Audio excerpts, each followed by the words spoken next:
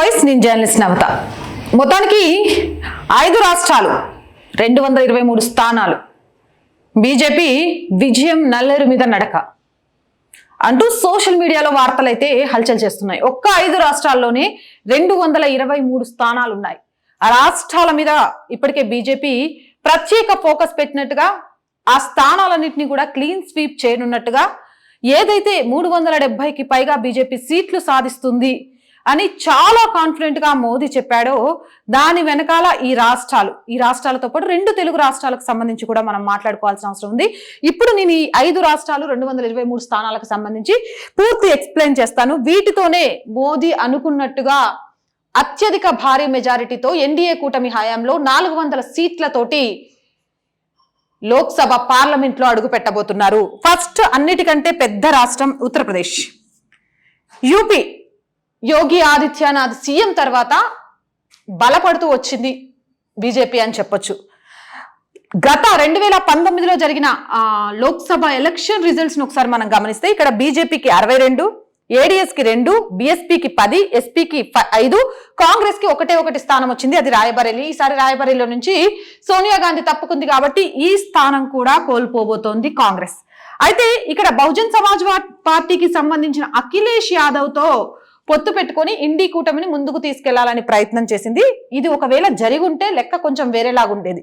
కానీ అఖిలేష్ యాదవ్ చాలా క్లియర్ గా చెప్పాడు, కాంగ్రెస్ కి 11 సీట్లు మాత్రమే ఇస్తానని, కుదరదు 20 సీట్లు ఇవ్వాల్సిందే అంటూ సోనియా గాంధీ అండ్ కాంగ్రెస్ టీం పట్టుబట్టడంతో వీళ్ళిద్దరి మధ్య మైత్రి చెడింది. ఎవరికి వారే పోటీ చేస్తారు అన్నట్టుగా తెలుస్తోంది. ఈ నేపథ్యంలో ఎవరికి వారే పోటీ చేస్తే ఇక్కడ ఇంకా 62 స్థానాల్లో యూపీలో ఉన్న బీజేపీ ఎన్డీఏ కూటమి ద్వారా, ఎందుకంటే బహుజన్ సమాజ్వాదీ పార్టీ కూడా ఎన్డీఏ కూటమిలోకి రావడానికి మంతనాలు జరుపుతున్నట్టుగా కూడా మనకు తెలుస్తోంది. ఈ నేపథ్యంలో ఇక్కడ కూడా క్లీన్ స్వీప్ చేసే దిశగా ఎన్డీఏ కూటమి, అంటే 75 నుంచి 79 స్థానాల మధ్యలో ఎన్డీఏ కూటమి సాధించడానికి, అందులో అత్యధికంగా 70 సీట్ల వరకు బీజేపీ సాధించడానికి ఆస్కారం ఉంది అని చెప్తున్నారు. దానికి చాలా కారణాలు చూపిస్తున్నారు. అక్కడ రామ్లల్లా విగ్రహ ప్రతిష్ఠ కానీ, అలాగే జ్ఞానవాపి మసీదు కాదు మందిరం అని చెప్పడంలో కానీ, అలాగే అక్కడ ఏవైతే రౌడీయిజం గుండాయిజం పేరుతోటి ఆక్రమించుకున్నారో ఆక్రమించుకున్న దాన్ని మొత్తం ప్రభుత్వం స్వాధీనం చేసుకొని పేదవారికి ఇండ్లు కట్టివ్వడం కానీ, అలాగే యోగి అక్కడ పారిశ్రామికంగా అభివృద్ధి చేయడం కానీ, ఇప్పటికే అయోధ్య మొత్తం సోలార్ పవర్ మీద నడుస్తుంది, అలాంటి స్టేషన్స్ తయారు చేయడం కానీ, అలాగే బయోగ్యాస్ తయారు చేయడం కానీ, ఇలా యోగి అవలంబిస్తున్న విధానాలు గ్రామాలలో ఉన్న ప్రజల వరకు కూడా వెళ్ళాయి. ఇక ఆల్రెడీ అక్కడ ఇప్పటికే హిందుత్వం చైతన్యం ఉంది. గత 5 సంవత్సరాలలో యోగి పాలన ఏంటి, మోదీ ప్రభుత్వం చేస్తుంది ఏంటి అనేది ఉత్తరప్రదేశ్ ప్రజలు దగ్గరుండి గమనించారు. ఈ నేపథ్యంలో ఇక్కడ 60 నుంచి 70 సీట్లు బీజేపీ గెలుచుకుంటే, ఎన్డీఏ నేతృత్వం ఎన్డీఏ కూటమి ద్వారా గెలుచుకునే మాత్రం 79 సీట్ల దాకా ఉంటాయని చెప్తున్నారు. 223 స్థానాల్లో మొత్తం లోక్సభ సెగ్మెంట్లలో 79 సీట్లు ఒకే స్టేట్ నుంచి ఎన్డీఏ కూటమి కంటే ఇట్స్ నాట్ ఏ జోక్. అది చాలా చాలా కూడా కష్టతరమైంది. అది అతిపెద్ద విజయం అని కూడా చెప్పుకోవచ్చు. ఇక రెండో రాష్ట్రానికి వస్తే పశ్చిమ బెంగాల్, మమతా బెనర్జీ 42 సీట్లు ఉన్నాయి ఇక్కడ లోక్సభకు సంబంధించి. తృణమూల్ కాంగ్రెస్ ఏదైతే మమతా బెనర్జీ సారథ్యం వహిస్తుందో దానికి 22 వస్తే, బీజేపీ ఎన్డీఏ కూటమి కలిపి 18 స్థానాలు వచ్చాయి. కాంగ్రెస్ కి 2 అంటే 2 స్థానాలు వచ్చాయి. అయితే ఇక్కడ పశ్చిమ బెంగాల్లో కూడా కాంగ్రెస్ పరిస్థితి కొంత బాగోలేనట్టుగానే తెలుస్తోంది.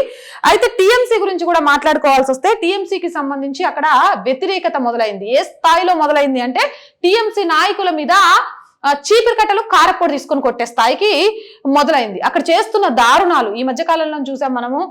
పశ్చిమ బెంగాల్ ఫైల్స్ అంటూ ఒక మూవీ ట్రైలర్ కూడా వచ్చింది. అలాగే అక్కడ జరుగుతున్న అఘాయిత్యాలకు సంబంధించి బంగ్లాదేశ్ వాళ్ళని తీసుకొచ్చి వాళ్ళకి ఇక్కడ పౌరసత్వం ఇప్పిస్తానని చెప్పి అక్కడ చాలా గ్రామాలు ఈరోజు హిందువులంతా కూడా మైనారిటీలుగా మారే స్థాయికి తీసుకొచ్చింది. అంతేకాదు ఒక వర్గానికి సంబంధించిన వాళ్ళని మీకు భారత పౌరసత్వం ఇస్తాము అని చెప్పి యూసీసీ అమలు చేస్తామని మోసం చేస్తూ వచ్చింది. అయితే ప్రధాని మోదీ అదే వర్గాన్ని కలిసి మత్వ కమ్యూనిటీ ఆ కమ్యూనిటీని కలిసి ఖచ్చితంగా కూడా మీరు మాకు మద్దతు తెలిపితే మీకు యూసీసీ అనేది నేను అమలు చేస్తాను మాట ఇచ్చారు. మాట ప్రకారమే ఇదే మత్వ కమ్యూనిటీకి సంబంధించిన ఒక లీడర్ వారం రోజుల్లో యూసీసీ అమలు అవుతుందని చెప్పారు. మొన్న పార్లమెంట్ లో కూడా అమిత్ షా ఎన్నికలకు ముందే దేశవ్యాప్తంగా యూసీసీ అమలు జరుగుతుంది అని చెప్పారు. యూసీసీ ప్రభావం కానీ మమతా బెనర్జీ నాయకత్వంలో జరుగుతున్న అఘాయిత్యాలు కానీ, ముఖ్యంగా మహిళల మీద జరుగుతున్న ఘోరాలు కానీ, అక్కడ జరుగుతున్న మాఫియా కానీ, అక్రమ వలసదారులుగా వచ్చి రాష్ట్రాన్ని ముస్లింగా మార్చే ప్రయత్నాలు కానీ, అది నిజంగా అక్కడ జరుగుతున్న ఘోరాలు మాటలకు వర్ణాతీతం.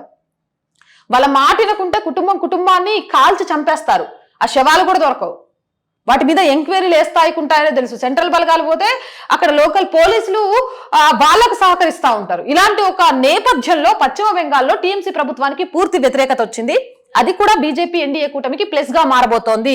ఈ 22 స్థానాల్లో టీఎంసీ చాలా కోల్పోయే ఛాన్స్ ఉంది. ఇక్కడ మీరు ఒక క్వశ్చన్ అడగొచ్చు, టీఎంసీ ముస్లింస్ కి సపోర్ట్ చేస్తున్నప్పుడు పశ్చిమ బెంగాల్లో అక్రమంగా వలసదారులుగా వచ్చిన ముస్లిం బంగ్లాదేశ్ మెజారిటీ ఎక్కువ ఉన్నప్పుడు బీజేపీ ఎన్డీఏ కూటమికి ఎక్కువ స్థానాలు ఎలా వస్తాయి? యూసీసీ అమలు అవుతే కొంత బయటికి వెళ్తారు. ఇప్పటికిప్పుడు అమలు అయ్యి బయటికి వెళ్లే అంత ఛాన్స్ ఉందంటే మత్వ కమ్యూనిటీ అక్కడ హిందువుల మీద జరుగుతున్న అఘాయిత్యాల నేపథ్యంలో మత్వ కమ్యూనిటీకి దాదాపు 3 నుంచి 4 కోట్ల ఓటర్లు ఉంటారు. వాళ్ళ ప్రభావం కూడా చాలా ఎక్కువగా ఉంటది. అండ్ ముస్లిం మహిళలు త్రిబుల్ తలాక్ని తీసేసిన తర్వాత ఇక్కడ వెస్ట్ బెంగాల్లో ఉన్న ముస్లిం మహిళలు కూడా బీజేపీకి నీరాజనం పడుతున్నారు. త్రిబుల్ తలాక్ తీసేయడం కానీ, మహిళల విషయంలో అందరికీ ఒకే చట్టం ఉండాలి, ఒకటికి మించి ఎక్కువ పెళ్లిళ్ళు చేసుకోవడానికి వీల్లేదు, అలా చేసుకోవాల్సి వస్తే చట్టపరంగా విడిపోవాలే తప్ప త్రిబుల్ తలాక్ అని చెప్పి నిన్ను రోడ్డు మీద నిలబెట్టి 4 పెళ్లిళ్ళు చేసుకోవడానికి ఇక్కడ ఉండే వాళ్లకు అర్హత లేదు. ఇక్కడ షరియా చట్టాలు అనేవి వర్తించవు. భారతదేశంలో మొత్తం ఒకటే చట్టం వర్తిస్తుంది. ఆ చట్ట ప్రకారమే ముందుకెళ్లాలి అంటూ మహిళలకు భరోసా ఇచ్చింది, ఒక ధైర్యాన్ని నింపింది ముస్లిం మహిళలను. సో ఈ నేపథ్యంలో ముస్లిం మహిళా ఓటర్లంతా కూడా పశ్చిమ బెంగాల్లో బీజేపీ ఎన్డీఏ కూటమి వైపు వచ్చే ఛాన్స్ ఉంది. ఇక్కడ కూడా అనూహ్యంగా చాలా సీట్ల వరకు, ఈ 42 సీట్లలో 30 సీట్ల వరకు కూడా బీజేపీ అండ్ ఎన్డీఏ కూటమి గెలుచుకునే అవకాశం ఉందని చెప్తున్నారు. ఇక ఈ 2 పార్టీలకు సంబంధించి టీఎంసీ గానీ కాంగ్రెస్ గానీ వీళ్ళిద్దరు పొత్తు పెట్టుకునే ఛాన్సే లేదు. ఇక మమతా బెనర్జీ అయితే చాలా క్లియర్ గా చెప్పింది, అసలు రాహుల్ గాంధీకి తెలివి ఉందా, ఈ ఎన్నికల టైంలో భారత్ న్యాయ జోడో యాత్ర అని చేస్తాడు, నేను ఇండి కూటమిలో సభ్యురాలని నాకే చెప్పకుండా నా రాష్ట్రంలోకి వచ్చిండు, ఏమనుకుంటాడు ఆయన, నేను చూపిస్తాను, పందెం కాసింది. మరి 2 సీట్లు కూడా కొంచెం కష్టమే అంటారు. ఇక్కడ వీళ్ళిద్దరి మధ్య పొత్తు లేదు కాబట్టి మనకు ఏమంటారు, శత్రువుకు శత్రువు మనకు మిత్రుడు అవుతాడు, శత్రువుకు మిత్రుడు మనకు మిత్రుడు అవుతాడు. ఒక సామెత చెప్తారు కదా, శత్రువుకి ఎవరైనా శత్రువును ఉన్నాడంటే మనం మిత్రుడిని చేసుకోవాలి, శత్రువుకు మిత్రుడు ఉంటే మనకు ఖచ్చితంగా శత్రువు అవుతాడు. ఇక్కడ అదే ఫార్ములా రాబోతోంది. వీళ్ళు కొట్టుకుంటే ఖచ్చితంగా అది బీజేపీ అండ్ ఎన్డీఏ కూటమికి ప్లస్ గా మారబోతోంది. సో పశ్చిమ బెంగాల్లో కూడా అనూహ్యంగా 30 సీట్లు గెలుచుకోబోతోంది. ఇక్కడ కూడా ఉత్తరప్రదేశ్ లో దాదాపు 78 నుంచి 79 సీట్ల వరకు కూడా ఎన్డీఏ కూటమి గెలుచుకుంటది. బహుజన్ సమాజ్వాదీ పార్టీ అఖిలేష్ యాదవ్ కూడా ఎన్డీఏ కూటమిలో చేరబోతున్నాడు. ఇండి కూటమిని కానీ కాంగ్రెస్ ని కానీ నమ్మే పరిస్థితుల్లో ఈ రోజు ఏ పార్టీలు కూడా లేవు. దాదాపు 26 నుంచి 28 పార్టీలు కలిపి ఇండి కూటమిని ఏర్పాటు చేయాలని చూస్తే ఇప్పుడు ఎన్ని పార్టీలు ఉన్నాయి అందులో అంటే వేల మీద లెక్క పెట్టచ్చు. ఉన్నాయి కూడా పెద్ద గొప్ప చెప్పుకోదగ్గ పార్టీలు కాదు. అసలు దీన్ని స్టార్ట్ చేసిన నితీష్ దీంట్లో నుంచి బయటికి వెళ్ళిపోయిన తర్వాత ఎన్డీ కూటమికి సంబంధించి అగమ్య గోచరంగా కనిపిస్తోంది. ఇక నెక్స్ట్ మహారాష్ట్రకు వచ్చేసరికి మొత్తం 48 లోక్సభ సీట్లు ఉన్నాయి. ఇందులో బీజేపీ 23 సీట్లను సాధిస్తే శివసేన ఎన్డీఏ కూటమిలో 18 సీట్లను సాధించింది. ఎన్సీపీ 4, ఏఐఎంఐఎం 1, కాంగ్రెస్ 1 సాధించింది. 31 సీట్లు ఎన్డీఏ కూటమికి ఇక్కడ ఉంటే ఈసారి అవి 35 వరకు వెళ్లే అవకాశం ఉంది అని చెప్తున్నారు మహారాష్ట్రకు సంబంధించి. ఈ నేపథ్యంలో ఇక్కడ కూడా ఈ ఏఐఎంఐఎం అనేది కాంగ్రెస్ తో కలిసి పనిచేస్తుందా అంటే కలిసి పనిచేయడానికి ఆస్కారం లేదు. కాకపోతే ఇండైరెక్ట్ సపోర్ట్ అనేది ఇక్కడ మనం చూసాం. నేషనల్ ముస్లిం లీగ్ అనేది తెలంగాణలో ఎలా సపోర్ట్ చేసిందో కొన్ని సంఘాలు సపోర్ట్ చేయడానికి వస్తాయి తప్ప వీళ్ళిద్దరూ కలిసి వెళ్లే పని జరగదు. ఇక ఎన్సీపీకి సంబంధించి చూడాలి చివరి దశ వరకు అది ఏం జరుగుతుంది ఏమవుతుందని. కాబట్టి మహారాష్ట్రలో కూడా ఈసారి గతం కంటే ఎక్కువ సీట్లు సాధించడానికి బీజేపీకి ఆస్కారం ఉంది. మహారాష్ట్ర మీద ఆల్రెడీ బీజేపీ ఫోకస్డ్ గా వర్క్ చేస్తోంది. అక్కడ ప్రజలకు సంబంధించి వాళ్ళ కోరికలను తీర్చడంలో కానీ అక్కడ మిగతా అన్ని విషయాల్లో కానీ గ్రౌండ్ లెవెల్ నుంచి బీజేపీ ఎన్డీఏ కూటమి వర్క్స్ అయితే ఆల్రెడీ స్టార్ట్ అయిపోయాయి. ఈ నేపథ్యంలో మహారాష్ట్రలో కూడా ఈసారి అత్యధిక సీట్లు సాధించడానికి ఆస్కారం ఉందని చెప్తున్నారు. నెక్స్ట్ మనం చూసుకోవాల్సింది బీహార్. ఎందుకు అనంటే ఈ 5 రాష్ట్రాలకు సంబంధించి 223 స్థానాలు ఉన్నాయి కాబట్టి వాళ్ళ 400 అంచనాను చేరుకోవాలంటే ఫస్ట్ ఫోకస్ చేయాల్సింది ఈ 5 రాష్ట్రాలు అన్నట్టుగా డిసైడ్ అయినట్టు అర్థమవుతుంది. ఇక నెక్స్ట్ మనం బీహార్ గురించి మాట్లాడుకోవాల్సి వస్తే బీహార్ లో మొత్తం 40 సీట్లు ఉన్నాయి. ఇక్కడ బీజేపీ ఆల్రెడీ 17 సీట్లను గెలుచుకుంది, జేడీయూ 16. జేడీయూ కూడా ఎన్డీఏ కూటమిలోనే ఉంటది. అలాగే ఎల్జేపీ 6 సీట్లను గెలుచుకుంది, ఇది కూడా ఎన్డీఏ కూటమిలోనే ఉంది. కాంగ్రెస్ కి ఇక్కడ ఒకే ఒక్క స్థానం ఉంది. ఈసారి ఈ ఒక్క స్థానం కూడా కేల్కతం దుకాన్ బంద్ అవుతుంది. ఎన్డీఏ కూటమి 40కి 40 స్థానాలు గెలుచుకుంటది అని కూడా చెప్తున్నారు. ఇక నెక్స్ట్ పంజాబ్ విషయానికి వస్తే పంజాబ్ విషయంలో 13. బీహార్ విషయానికి సంబంధించి ఇంత కాన్ఫిడెంట్ గా ఎలా చెప్పగలుగుతున్నాం అంటే చూసారు నితీష్ కుమార్ అక్కడ జరిగిన రాజకీయ పరిణామాలు, రాజకీయ చిత్ర విచిత్రాలు ఇవన్నీ చూసేసాము. ఎట్లా గోడ మీద పిల్లిలాగా బిహేవ్ చేయగలడో నితీష్ కుమార్, అలాగే తన స్థానాల్ని కాపాడుకోవడంతో పాటు ప్రత్యర్థుల స్థానాల్ని దెబ్బతీయడంలో కూడా అంతే యాక్టివ్ గా పనిచేయగలడు. కాబట్టి ఈ కూటమిగా ఏర్పడిన తర్వాత బీహార్ లో ఖచ్చితంగా పెను మార్పు రాబోతోంది అని చెప్తున్నారు. ఇక పంజాబ్ విషయానికి వస్తే ఆమ్ ఆద్మీ పార్టీ తోటి కయ్యం పెట్టేసుకుంది.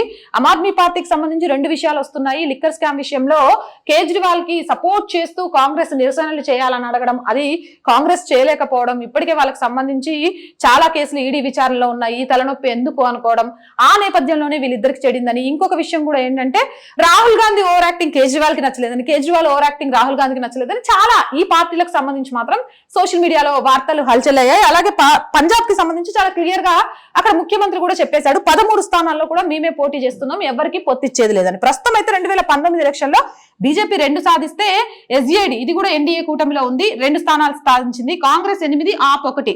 కాకపోతే ఇక్కడ ఆలోచించాల్సింది ఏంటంటే అక్కడ జరిగిన అసెంబ్లీ ఎన్నికలలో ఆప్ కాంగ్రెస్ కంటే కూడా ఎక్కువ సీట్లను సాధించి ప్రభుత్వాన్ని ఏర్పరిచింది. కాబట్టి ఇప్పుడు ఓటర్ల విషయానికి వచ్చేసరికి లోక్సభ ఎన్నికలలో ఈ కాంగ్రెస్ ఓట్లు చీలిపోవడానికి ఛాన్స్ ఉంది. ఎందుకంటే అసెంబ్లీ ఎలక్షన్స్ లో గెలిచింది ఆప్ పార్టీ కాబట్టి ఆ నేపథ్యంలో ఓట్లు చీలిపోవడానికి చాలా అవకాశం ఉంటది. ఈ ఓట్లు చీలిపోయిన వాటి మీద బీజేపీ ప్లస్ చేసుకోవడానికి ఇక్కడ పంజాబ్ నుంచి మనం చూస్తున్నాం రైతు ఆందోళనలు చేస్తున్న వాళ్ళు అండ్ వీళ్ళకి సంబంధించి ఖలిస్తానీ వేర్పాటు వాదాన్ని కోరుకునే వాళ్ళు ఎక్కువగా ఉంటారు. అయితే వీళ్ళకు కూడా చెక్ పెట్టే ప్రయత్నాలు జరుగుతున్నాయి. ఈ నేపథ్యంలో ఇక్కడ 13 స్థానాలలో మొత్తానికి 6 నుంచి 7 స్థానాలు మాత్రమే ఎన్డీఏ కూటమి గెలుచుకోవడానికి అవకాశం ఉంటది అని వస్తుంది. క్లీన్ స్వీప్ చేసే ఛాన్స్ మాత్రం లేదు. ఇక్కడ 2 మనకు ప్రముఖంగా కనిపిస్తాయి. ఆ పక్కన ప్రస్తుతం బలంగానే ఉంది. కాకపోతే అవినీతి ఆరోపణలు ఎదుర్కోవట్లేదు. అంటే అవినీతి ఆరోపణలు అంతగా ఎదుర్కొన్నప్పటికీ ప్రజలకు అవినీతి ఆరోపణలు ఎదుర్కొంటున్న నాయకుల్ని గెలిపియకూడదు అనే ఒక విధి ఉంటే ఈ పార్టీకి చాలా మంది రాజకీయ నాయకులు రాజకీయ సన్యాసం తీసుకొని పక్కకి వెళ్ళిపోవాలి. కానీ దాన్ని పట్టించుకోరు. ఆ క్షణం ఇచ్చే ఏవైతే వాగ్దానాలు ఉంటాయో వాటికి ఆకర్షితులు అవుతూ ఉంటారు. మనం చూసాము. ఈ నేపథ్యంలో అసెంబ్లీ ఎలక్షన్స్ జరిగి కూడా ఎన్ని రోజులు కాలేదు కాబట్టి అసెంబ్లీ ఎలక్షన్స్ ప్రభావం కూడా లోక్సభ ఎన్నికల మీద కూడా ఉంటది. కాబట్టి కాంగ్రెస్ ఓట్లు చిలి అవి ఆప్ గా ప్లస్ గా మారితే ఇక్కడ పంజాబీ ఖలిస్తానికి సంబంధించి వేర్పాటువాదులు ఎక్కువగా ఉంటారు. రైతు ఉద్యమానికి కూడా పంజాబ్ మొదలెట్టింది. అప్పుడు గాని ఇప్పుడు గాని రైతులు తమ హక్కుల కోసం పోరాటాలని బీజేపీకి అగైనెస్ట్ గా అండ్ ఖలిస్తానీ వేర్పాటువాదాన్ని తీసుకెళ్తూ మాకంటూ ప్రత్యేక రాష్ట్రంగానని ఇలాంటి నినాదాలు చేయడంలో పంజాబ్ హర్యానాకి కొంచెం ముందుంటాయి. కాబట్టి ఇక్కడ ఎక్కువ ఎక్స్పెక్ట్ చేయకపోయినా 6 నుంచి 7 సీట్లు అంటే 223 సీట్లలో 210 సీట్ల వరకు కూడా బీజేపీ తన ఖాతాలో ఎన్డీఏ కూటమితో కలిపి వేసుకోబోతోంది. ఇక ఇవి ఇలా వస్తే తెలుగు రాష్ట్రాల గురించి మనం మాట్లాడుకోవాల్సి వస్తే తెలుగు రాష్ట్రాలలో ఆంధ్రప్రదేశ్ గురించి మాట్లాడుకోవాల్సి వస్తే అటు కాంగ్రెస్ కానీ ఇటు బీజేపీ కానీ 2 కూడా శూన్యమని చెప్పాలి. అక్కడ ఉన్న నాయకులకు కోపం వచ్చినా వాస్తవాలను వాస్తవంగా చెప్పాలి కాబట్టి. కాకపోతే ఇక్కడ ఏంటంటే కాంగ్రెస్ తోటి అక్కడ అధికారంలో ఉన్న పార్టీకి కానీ ప్రతిపక్షంలో ఉన్న పార్టీకి కానీ పని లేదు, అవసరం లేదు, పట్టించుకోరు. కానీ బీజేపీ తోటి అధికారంలో ఉన్న వైఎస్ఆర్సీపీకి ప్రతిపక్షంలో ఉన్న టీడీపీ జనసేనలకు కూడా అవసరం ఉంది. ఎవరైనా సరే ఇటు జగన్ నుంచి మొదలు పెడితే అటు చంద్రబాబు నాయుడు దాకా వెళ్తున్నారు. ఢిల్లీలో పెద్దలు కలుస్తున్నారు, పొత్తుల గురించి మాట్లాడుకొని వస్తున్నారు. అయితే జగన్ కి సంబంధించి ఈ 5 ఏళ్ల పాలనలో కూడా ఎప్పుడు కేంద్ర ప్రభుత్వాన్ని విమర్శించడం కానీ లేకపోతే కేంద్ర ప్రభుత్వానికి అగైనెస్ట్ గా చేయడం కానీ ఏమీ లేవు. ఈ పొత్తుల వ్యవహారం తేలకపోయినా కాంగ్రెస్ ని ఇక్కడ ఎవరు పట్టించుకునే వాళ్ళు లేరు. షర్మిలకు కాంగ్రెస్ పట్టం అప్పచెప్పడం ద్వారా ఆంధ్రాలో అనూహ్య మార్పును తీసుకొస్తామని కాంగ్రెస్ అనుకున్నా కూడా అది తామరాకు మీద నీటి బిందువులాగా జారిపోయిందే తప్ప నిలవలేదు. పెద్ద ఆశాజనకంగా కూడా లేదు. ఇక తెలంగాణ విషయానికి వస్తే తెలంగాణకు సంబంధించి మహబూబ్ నగర్ గానీ ఖమ్మం గానీ నల్గొండ గానీ ఇది కాంగ్రెస్ క్లీన్ స్వీప్ చేసింది కాబట్టి ఆయా సిగ్మెంట్లలో లోక్సభ స్థానాలు కాంగ్రెస్ కైవసం చేసుకుంటున్నాను అని ఒక ధీమాలో ఉన్నప్పటికీ ఆ ధీమా అనేది అధినాయకత్వానికి లేదు. అందుకే ఖమ్మం నుంచి సోనియా గాంధీని పోటీకి రమ్మని చెప్పినా కూడా రాలేదు. అండ్ ఏవైతే 6 పథకాలు కానీ ముఖ్యంగా కేంద్రంలోని కాంగ్రెస్ మీద వస్తున్న వ్యతిరేకత అనేది ప్రజల్లోకి వెళ్ళింది. అది తెలంగాణ కాంగ్రెస్ మీద కూడా ప్రభావం చూపబోతోంది. అయోధ్య రామ్లల్ల విగ్రహ ప్రతిష్ఠ గాని, అయోధ్య అక్షంతల విషయంలో గాని కాంగ్రెస్ ప్రభుత్వం వ్యవహరించిన శైలి గ్రామాల్లో ఉన్న చాలా మంది మనోభావాలను దెబ్బతీసింది. తెలంగాణలో కాంగ్రెస్ గ్రాఫ్ పడిపోవడానికి సెంట్రల్ కాంగ్రెస్ కారణం అంటూ కూడా కొంత అయితే చెప్తున్నారు. అయితే అనూహ్యంగా సర్వే రిపోర్ట్స్ ఎలా వచ్చినా ఏదొచ్చినా కానీ బీజేపీ పుంజుకోవడానికి అవకాశం ఉంది. 10 సీట్లు అనేది పక్కన పెట్టేస్తే 6 నుంచి 8 సీట్లు అయితే బీజేపీ గెలుచుకోవడానికి ఆస్కారం కనిపిస్తుంది అని బీఆర్ఎస్ ని కూడా తక్కువ అంచనా వేయొద్దు. ఇక్కడ బీఆర్ఎస్ కి ఒకటే స్థానం వస్తుంది అని సర్వే రిపోర్ట్స్ లో వస్తున్నా 2 నుంచి 3 స్థానాలు రావడానికి ఆస్కారం ఉంది అంటూ కూడా కొంత ప్రజా అభిప్రాయం అయితే తెలుస్తోంది. కాంగ్రెస్ కూడా ఇక్కడ 5 నుంచి 6 స్థానాలు గెలుచుకునే అవకాశం ఉంది అని చెప్తున్నారు. ఏదేమైనా కానీ తెలంగాణ నుంచి వాళ్ళు 10 సీట్లు ఫోకస్ పెట్టుకున్న 6 నుంచి 7 సీట్లు గెలవడానికి పూర్తి ఆస్కారం ఉంది అనేది కొంతమంది రాజకీయ విశ్లేషకులు అలాగే ఈ సర్వే చేసే టీం యొక్క అభిప్రాయం. తెలంగాణ బీజేపీ గట్టిగా లేదు, పట్టుగా లేదు, మాట్లాడలేకపోతోంది. కాంగ్రెస్ ని గాని బీఆర్ఎస్ ని గాని నిలువరింపలో ఉండటం కానీ పొత్తులు లేవనే విషయంలో కానీ సమాధానం చెప్పడంలో వెనుకుంది అని అన్నా కూడా ఇక్కడ దేశ్కి నేత మోదీ చరిష్మా అనేది గ్రామాలకు వ్యాపించింది. ఏమైనా కానండి మూడోసారి ఎవరు రావాలంటే మోదీ రావాలి, కమలం పువ్వు గుర్తుకే ఓటేయాలి అనే ఒక భావన ప్రజల్లోకి వెళ్ళింది. ముఖ్యంగా రామ్లల్లా విగ్రహ ప్రతిష్ఠ జ్ఞానవాపి మసీదు కాదు మందిరం అని చెప్పడము, రేపో ఎల్లుండో కృష్ణుడికి సంబంధించి కూడా మథురలో పూజలు జరగబోతున్నాయని ఇవన్నీ కూడా చాలా ప్రభావాన్ని చూపిస్తే మోదీ దేశవ్యాప్తంగా ఏం చేస్తున్నారు, ఇంటర్నేషనల్ లో మోదీకి వస్తున్న పేరేంటి, ఈ రోజు రేషన్ బియ్యం అందిస్తుంది ఏంటి, ఉచితంగా 200 కరెంట్ ఇస్తే ఇంట్లో వండుకోండి అని చెప్పడం కాదు, 300 ఉచిత కరెంటు, అది కూడా ప్రభుత్వానికి నష్టం జరగకుండా సౌర సరఫరా ద్వారా కరెంటు జనరేట్ చేసి 300 మనకి ఇంటికి ఫ్రీగా ఇచ్చి మిగిలిన కరెంటు మనం అమ్ముకొని డబ్బులు సంపాదించుకోవడానికి కూడా ఒక కొత్త పథకాన్ని తీసుకొస్తున్నారు. దాని గురించి కూడా నేను మీకు క్లియర్ గా ఎక్స్ప్లెయిన్ చేస్తాను ఇంకో వీడియో. ఇలాంటి పథకాలు ప్రజలకు చేరువ చేశాయి. అన్నిటికంటే ముఖ్యంగా ప్రజలు బీజేపీ గురించి ఆలోచించడానికి మరొక రీజన్ ఏంటి అంటే ఎన్నికలకు ముందు వచ్చే బడ్జెట్ అంటే తాయిలాలు కురిపించేస్తారు. మనం చూసాం తెలంగాణకు సంబంధించి ఎన్ని తాయిలాలు చెప్పారు, ఎన్ని జరిగింది కాంగ్రెస్ పార్టీ అని. కానీ ఎలాంటిది లేదు, సాదా సీదా బడ్జెట్. ఎప్పుడు ఎలాంటి బడ్జెట్ ఉంటుందో ఎన్నికలకు ముందు బడ్జెట్ అయినా అంతే. ఎన్నికలని ప్రజలను మోసం చేసి అత్యధికంగా హామీల వర్షం కురిపించాల్సిన అవసరం ఏంటి అని రైతులకు సంబంధించి, మహిళా ప్రయోజనాలకు సంబంధించి, విద్యా వ్యవస్థలకు సంబంధించి పెద్దపీట వేయడము అనేది చాలా మంది కూడా హర్షించారు. ఈ నేపథ్యంలో తెలంగాణలో కూడా అనూహ్యంగా పుంజుకోవడానికి ఆస్కారం ఉంది. 400 సీట్లు అనే లక్ష్యం ఏదైతే ఉందో ఖచ్చితంగా కూడా అది నల్లేరు మీద నడకలాగా చాలా ఈజీగా సునాయాసంగా అవుతుంది. ఈ 5 రాష్ట్రాల మీద 223 స్థానాల మీద, తెలుగు రాష్ట్రాల మీద ముఖ్యంగా తెలంగాణ మీద అమిత్ షా ప్రత్యేక దృష్టి పెట్టారని, ఇవి క్లీన్ స్వీప్ చేయడమే బీజేపీ లక్ష్యంగా కూడా తెలుస్తోంది. మరి మీరేమనుకుంటున్నారు? అనుకున్నట్టుగానే తాము అనుకున్న స్థానాలను ఎన్డీఏ కూటమి ద్వారా బీజేపీ సాధించగలుగుతుంది అనుకుంటున్నారా? తెలంగాణ బీజేపీ గురించి నేను చెప్పిన వాటిలో వాస్తవాలు ఎంతవరకు ఉన్నాయనుకుంటున్నారు? ఈ రాష్ట్రాలకు సంబంధించి బీజేపీ గ్రాఫ్ అలాగే కాంగ్రెస్ గ్రాఫ్ కి సంబంధించి మీ అభిప్రాయం ఏంటి అనేది కింద కామెంట్ సెక్షన్ లో తెలియజేయండి. ఇలాంటి 3 వీడియోస్ కోసం మన ఛానల్ వెంటనే సబ్స్క్రైబ్ చేసుకోండి. ఈ వీడియో నచ్చిందా లైక్ చేయండి, షేర్ చేయండి. అండ్ మీ సపోర్ట్ మా అందరికీ చాలా అవసరం. మనందరికీ మన ఛానల్ ని ఇంక్రీజ్ చేసుకోవడానికి జాయిన్ అనే ఒక బటన్ కనిపిస్తుంది. 1 to 5 లెవెల్స్ ఉంటాయి. ఏదో ఒక లెవెల్లో మీరు మాకు సపోర్ట్ చేయండి. అండ్ స్క్రీన్ మీద అకౌంట్ డీటెయిల్స్ తో పాటు Google pay, phone pay number కూడా ఉంది. మీకు తోచిన సహాయం చేయడం ద్వారా, మీరు సబ్స్క్రిప్షన్ చేసుకోవడం ద్వారా ఇలాంటి విషయాలను, జాతీయవాదాన్ని, భారతీయుల గొప్పతనాన్ని, భారతదేశాన్ని ప్రపంచంలో అగ్రస్థానంగా నిలబెట్టడానికి 4th ఎస్టేట్ గా ఒక జర్నలిస్ట్ చేయాల్సిన ప్రతి పనిని చేయడానికి నేను ఎప్పుడూ సిద్ధంగా ఉంటానని మాటిస్తున్నాను. Stay with us.